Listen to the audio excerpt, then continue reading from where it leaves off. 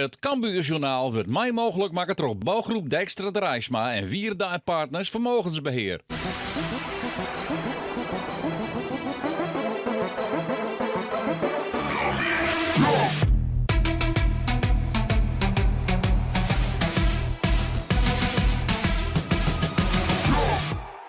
Welkom bij het Cambuurjournaal. De Leeuwters die spelen een wedstrijd op Snijn tegen FC Dordrecht. Het gevoel is goed in Leeuwarden, voor zelfs na die 4-1 overwinning op Helmond Sport. Waarin de Leeuwters in de tweede helft 4 keer scoren en een heel soort mooie doelpunten zitten daar tussen. Er komen ook een aantal spelers waarom, zoals Robin Moulin. Hij is weer hersteld van zijn voetblessure. Jamie Jacobs ziet zijn Helmond op de bank. Ja, had hem wel zien litten, dus die komt er ook weer bij. En dus staat trainer Henk de Jong voor pittige keuzes. Ja, eerlijke keuzes. He, dus dat zorg ik met Jamie. Je moet dingen eerlijk doen en dat proberen we. Ja, dan zijn het gewoon keuzes. Die smaak, daar praktiseer ik niet meer door. Nee, ja, dat weer het zien lijn. Dan praktiseer ik er wel door. Daar ben ik de hele week mee bezig. En op laatst hoort het net in, want dan weer een blessure. Ja, daar jou ik niks meer om. Nee, mooi. Ja, want ja, dus hij zit al, Jamie Jacobs, die zet dus op de bank in Helmond Sport. Valt in, scoort 2 keer. Moulin komt weer waarom van een blessure. Wist al hoe ze dat doen, Jist? Ja, ik had wel in de kop, of hij had wel in de kop. En college ik met mijn jongens, maar op laatst moet ik het besluit nemen. Ja, Jamie Jacobs, ik heel eerlijk op televisie, hè, dat had ik wel even zien. Ja, dat moest even. Hè. Soms zijn spelers krijgen even, die zit even vast in mijlkwan en dan lijst uit. We hebben 7 op de bank 6. En 6 op de bank brengt ze erin en is alle weer van een reg. Nou, en dat is mooi met Jamie. Hè. Ik merk het voor de dag ervoor, dus zei er is niks in mee. Dat moest ik gewoon blij zijn. Van tevoren had ik naar Sim zei, hoe is die jongen, goed? Ja. Nou, en dan brengt ze hem en dan doet hij dit en dat is wel mooi. Zit dat iets in Dordrecht dan weer in de basis zit? Hij doet wel goed. Maar even nachtgesleept, maar hij doet wel goed, toch? Een van de spelers die de oranje 2 wedstrijden in de basis die en het goed die had, is Mitchell Paulussen. De onvallende middenvelder, die had hem zien litten aan trainer Henk de Jong. En ja, hij viel echt dat het wel lekker gaat met hem. Ja, zeker. Kijk, ik ben natuurlijk hier naartoe gekomen ook om iets te laten zien. En ja, je hoort wel vaker van ja, goede brede selectie, goede bank. Maar ja, je wil het ook laten zien, weet je wel. En ja, voor mijzelf is het dan nu wel lekker dat ik het in die 2 wedstrijden heb kunnen laten zien. En het geeft wel een goed gevoel. Heb je nou ook het gevoel dat je jezelf dusdanig hebt laten zien dat de trainer voor Dordrecht thuis niet om je heen kan? Ja, ik ben wel bij veel doelpunten betrokken en ja, dat is ook een beetje ja, wat ik wil. En ja, als ik dat blijf doen, dan ja, is er natuurlijk niet echt een reden om te wisselen. Alleen ben ik de trainer niet, dus hij maakt de opstelling en niet ik. Dus ja, ik maak het hem gewoon zo moeilijk mogelijk en dan zie ik wel. En Mitchell Paulussen, hij zit in de basis. Datzelfde geldt voor Jamie Jacobs. Hij mij spelen. Dat gaat ten koste van Jacinho Antonia, die daar terug op de bank zit. Aan de boetenkant Michael Breij. Efterin is Doke Smit, de vervanger van de blessure Jasper Terheide. Het ziet er apart uit. Lege tribunes in het Cambuurstadion. Maar het is de realiteit. De supporters die er dus net binnen, die het voor de televisie zitten, die sjoggen dat Cambuur een strafschop krijgt. Al na 6 minuten had Kevin Vermeulen een overtreding maakt op Isaac Calon. De rappe onvallen van Cambuur, we sjoggen hier, die wordt ontikken. Dus met Robert Muren onlissen voor het doelpunt, maar hij mist. Dit gebeurt net vaak. Robert Muren die een penalty mist, maar het is nou toch echt weer. En daardoor is het in die beginfase dus nog altijd 0-0. Maar Cambuur hoeft hem geen zwagen te meidje. Want de Leeuwters dicteren in het eigen stadion. Een prachtige paas is dit van Kelvin McIntosh op Isaac Calon. Die had Romte, ziek het Romte ek voor het schot. Vindt er dat uiteindelijk wel. En dat schot, het gaat maar kerk Njonken de goal van FC Dordrecht keeper Swolfs. In die eerste helft inrichtingsverkeer. Op een onval van Cambuur via de rechterkant. Bal komt jetzt in de haan van Dordrecht verdienende Bliek. En dus zei het skiertjochter Bijl op een strafskop. Robert Muren die miste de eerste, maar die mij het nou nog eens beziekje. Hoe cool is de Volendammer? Want het spultje wordt spelen, dat psychologische spultje. En hij zit hem nou in de orenhoek. En zit de bal echt binnen. Cambuur komt na 90 minuten op een 1-0 voorsprong. En hier koe Swolfs neert onwan die bal wie net te houden. Het is nog altijd inrichtingsverkeer in die eerste helft. Een mooie paas dit op Jamie Jacobs. Die krijgt hem nog correct voor. En daar zit Robert Muren. Die maakt het zien tweede van de midden. En zet Cambuur op een 2-0 voorsprong. Hij zit helemaal vrij bij de eerste peel. En dan is het voor Robert Muren net zo moeilijk om de 2-0 binnen te koppen.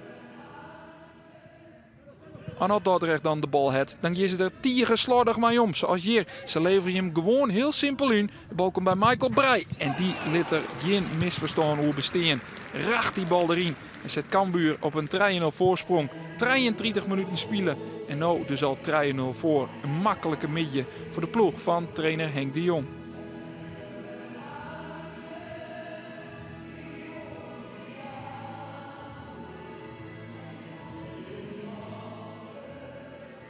Dan zitten we op slag van rest. Is dit Isaac Calon, de man met de dreiging van Utgit. Die rent je voorbij de bal en Git lezen. Dat ziet er net zo best uit voor Cambuur. Want Isaac Calon is toch de man dat een heel soort gevaar bij komt. Het liep het hem hier in de hamstring te zitten. En hij mat het veld uit. Hij kan net verder. En als het in die een hamstringblessure is, zou dat wel eens betjutten kennen. Dat Cambuur deze onvallen een aantal weken kwijt is. Dat is min nice. Maar de toppertje NAC Breda in het vooruitjog. Zijn vervanger is deze Giovanni Korte. De tweede helft dan, waarin Cambuur echt stikken beter is. Cambuur dat dan echt op ziek is. Nee, de vierde goal, misschien dat hier komen kan. Nee, het schot van Mees Hoedemakers, Git Njonken. Dit is Mitchell Paulussen. Had een soort romte. De combinatie met Jacobs. Die leidt op del van Michael Breij. Die is hier dicht bij zijn tweede doelpunt van de midden. Maar Swolfs, de keeper van Dordrecht, is attent, komt uit de goal. En voorkomt dat Cambuur op een nog grotere vastsprong komt.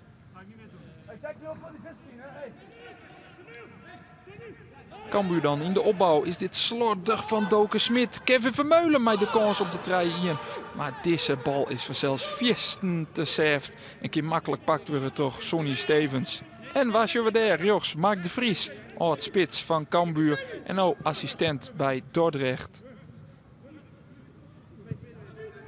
Cambuur had dan nog net scoord in de tweede helft, maar uiteindelijk komt die goal er vol.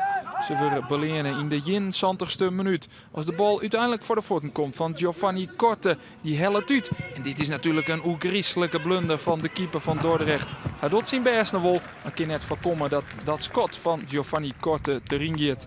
Het is 4-0. En de invaller dus ik dealen in de feestvreugde bij Cambuur. Hier is goed te zien dat die keeper een oegrieselijke flater maakt. Dat schot van Korte.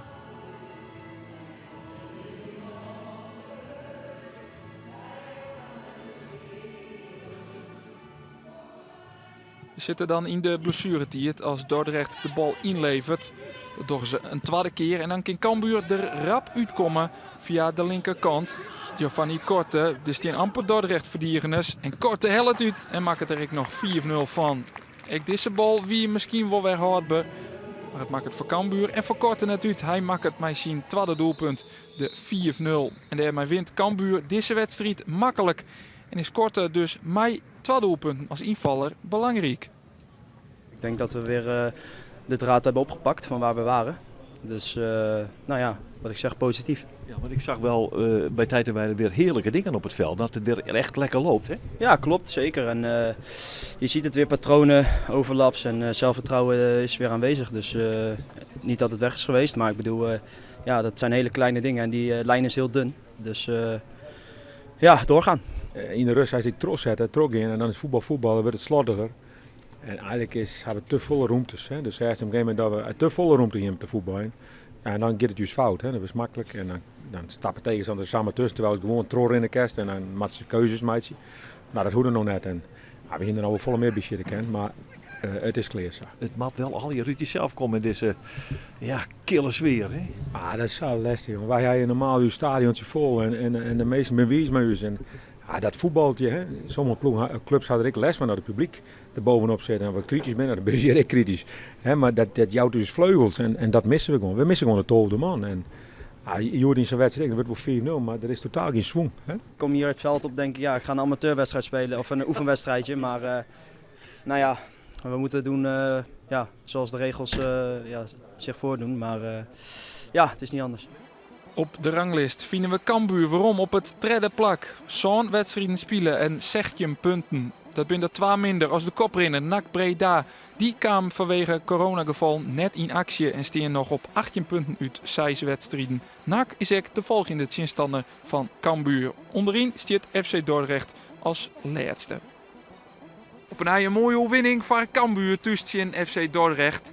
Het volgende Cambuurjournaal, dat is er sneu weer, want dan hebben we een wijdwijdige geervetting van de wedstrijd op vreed tussen NAC Breda en Sportclub Cambuur. Graag ontsneun.